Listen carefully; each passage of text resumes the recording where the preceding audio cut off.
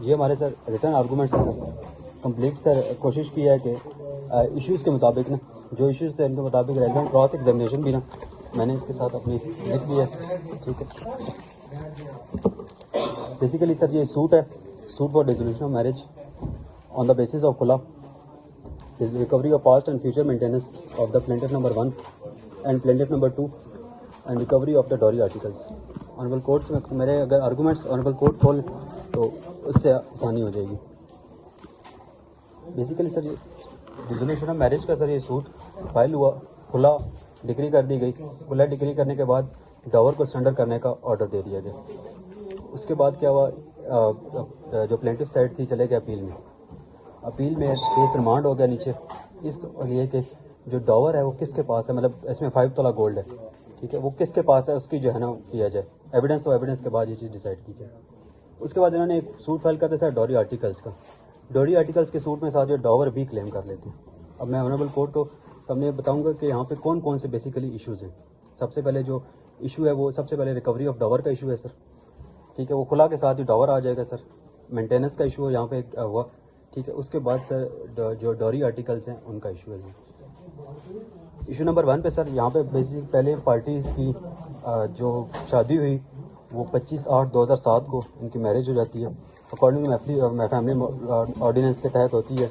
और जो डॉवर फिक्स किया जाता है 3000 और जो 5 तोला जो गोल्ड है वो किया जाता है, जिसकी मालियत 85,000 फिक्स की जाती है। वो 85,000 मालियत का गोल्ड उसमें दिया जाता है, 5 तोला गोल्ड उसमें दिया जाता है। अब वो जो था वो मुअज्जल है सर।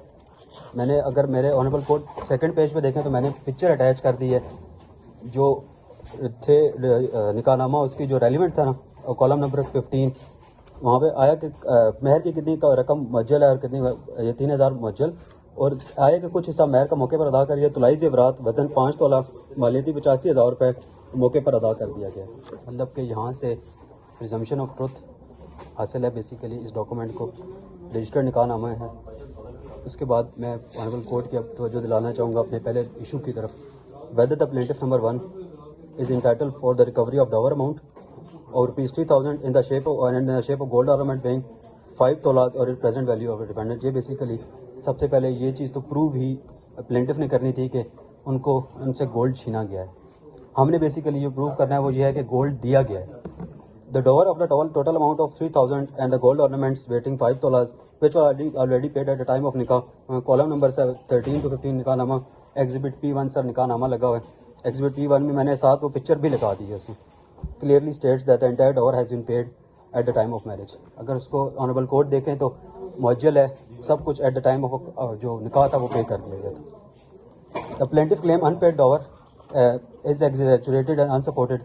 एग्जैजुरेट किया सर किया गया, एक वो जो किया जाता है कि हमारे प्लेंट्स में लिखा जाता है कि उनके पोजेशन में है, और वही एक रिवायती तौर पर यहाँ पे नो वैलिड प्रूफ, किसी किस्म का कोई प्रूफ, कोई रेस्पेक्ट, कोई ऐसी सपोर्ट नहीं, कोई भी ऐसी चीज़ नहीं दी गई जो इनके किसी भी चीज़ को सपोर्ट करे। The relevant portion of cross examination sir मैं पढ़ना चाहूँगा। मैंने कोशिश की कि क्रॉस भी इश्यूज़ के मुताबिक की जाए, जो इश्यूज़ हैं उनके मुताबिक ही क्रॉस की जाए। ये दुरुस्त है कि एग्जिबिट P1 मेरा निकाहनामा है, मैंने दुरुस्त तस्लीम कर दी। सर एग्जिबिट P1 जो निकाहनामा है कम्प्लीटली उसको एडमिट कर लिया गया है। मेरी ऑनरेबल कोर्ट से अगर मैं रिलायंस पेश करूँगा अपनी जजमेंट के ऊपर, जो है admitted facts need not to be prove, कि जो एडमिटेड फैक्ट्स हैं ना सर उनको प्रूव करने की तो फर्स्ट पे तो ज़रूरत ही नहीं है सर। आर्टिकल 113 ऑफ द कानून शहादत सर क्लियर है इसमें। PLD 2019 सुप्रीम कोर्ट 221 बेसिकली ये कहती है कि जो फैक्ट्स एडमिट कर लिए जाते हैं, ठीक है, उनके ऊपर किसी किस्म का प्रूव करने की उनको ज़रूरत नहीं है। दूसरा मैं आगे बढ़ता हूँ। ये दुरुस्त है कि कॉलम नंबर 15 में हक महर मौके पर अदाशुदा है। वही मैंने क्वेश्चन किया कि उन्होंने पढ़ा उसको, और उसके बाद ये दुरुस्त है कि मैं अपने दावे या बयान हल्फी के साथ सोना वापस लेने की बाबत कोई तारीख दर्ज ना की है।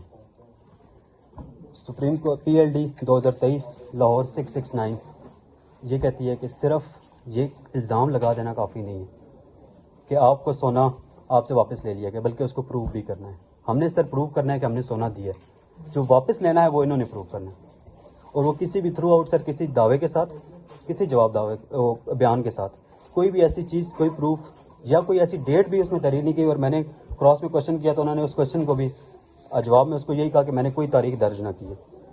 ये दुरुस्त है कि इसके बाद सर मैंने एग्जिबिट D1 और PW1 सर एक पिक्चर है,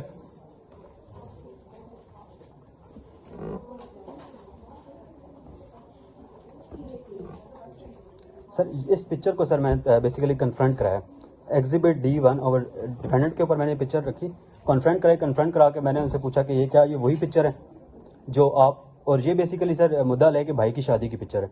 इन्होंने उस तस्वीर को दुरुस्त तस्लीम किया। दुरुस्त है कि मैंने पूछा सर शादी कब हुई थी, तो इन्होंने जवाब दिया उसमें कि दुरुस्त है कि मुझे तारीख याद ना आए, अलबत्ता मैं शादी में मौजूद थी। ये दुरुस्त है कि इस मौके पर शादी की तस्वीर तकाफुल कराई गई और मुद्दईया ने दुरुस्त तस्लीम किया और कहा कि मेरी तस्वीर है। उसके ऊपर देखें तो वो तस्वीर में भी इन्होंने वो गोल्ड पहना हुआ है। मीनवाइल इसमें मैं क्या चीज़ प्रूव करना चाह रहा हूँ कि जो हमारा गोल्ड था, जो हमने एक बार सर देना हमने साबित अपना कर दिया, छीनना इन्होंने साबित करना है कि वापस कब लिया गया कब नहीं, क्योंकि सर हमारा तो फैक्ट ये है कि हमने तो अदा कर दिया था मौके पर। ये गलत है कि साल ना याद होने की बाबत बदयान से काम ले रही हूँ। शादी ये दुरुस्त है कि शादी 2017 में हुई थी।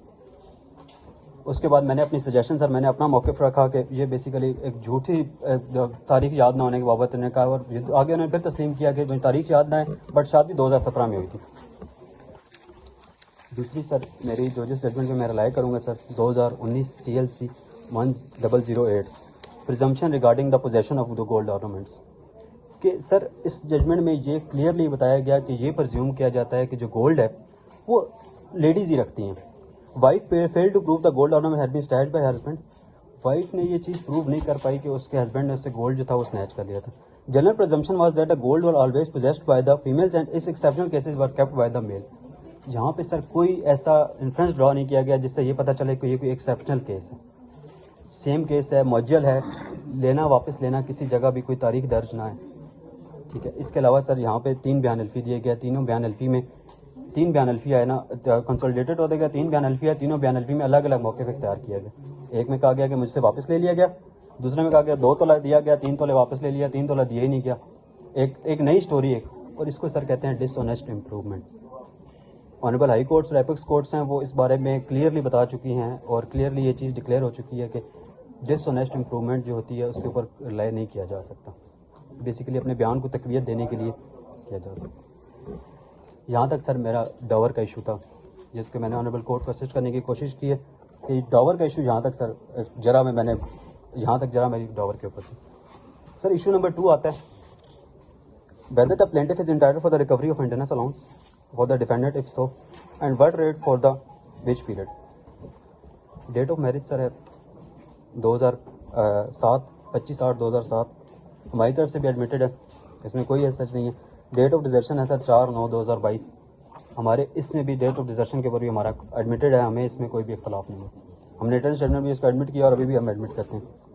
सबसे पहले मेरा ग्राउंड जो है मैं अब ऑनरेबल कोर्ट के सामने रखूँगा entitlement of the plaintiff number 1 of for maintenance. मैंने ऑनरेबल कोर्ट को असिस्ट करना है सबसे पहले एंटाइटलमेंट के ऊपर, फिर मैंने असिस्ट करना है ऑनरेबल कोर्ट को क्वांटम ऑफ मेंटेनेंस के ऊपर। अब एंटाइटलमेंट के ऊपर सर अगर मैं फर्स्ट पे ऑनरेबल कोर्ट को असिस्ट करने की कोशिश करूँ तो the wife plaintiff has left the matrimonial home without a just cause and fail to fail the matrimonial obligations as per Islamic legal principles. A wife is not entitled for maintenance if she leaves the husband without justification. Sir disobedient wife is not entitled for maintenance. मेरा simple सा यही एक ground है जिसके ऊपर मैं honourable court को assist करूंगा। Evidence on record including the statement and cross examination clearly prove that the wife living the separately with on her on accord.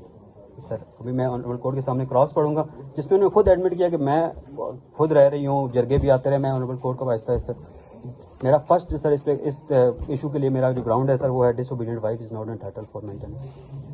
Plaintiff has been residing with the defendant while availing all kind of necessities of life, including the best medical comfort, security, and fulfilling the environment that meets every essential needs and with the highest standards. Sir, इस defendant ने husband ने कोशिश की कि जो इनकी financial capacity है उसके मुताबिक जितना बेहतर इनको दे सकते थे वो दिया, और इन्होंने एडमिट किया अपनी क्रॉस में ये चीज़ कि मुझे प्रॉपरली दिया गया। She has been residing with the defendant for a period of approximately 16 years. Sir 16 साल तक ये शादी रही है। फ्रॉम द 2007 टिल द 2022 में भी सर इन्होंने आके खुला ली है। 16 साल तक सर 3 बच्चे हैं, एक भी बड़ी बेटी सर वो सेकंड ईयर में फर्स्ट सेकंड ईयर में। Later on she failed she filed a suit for dissolution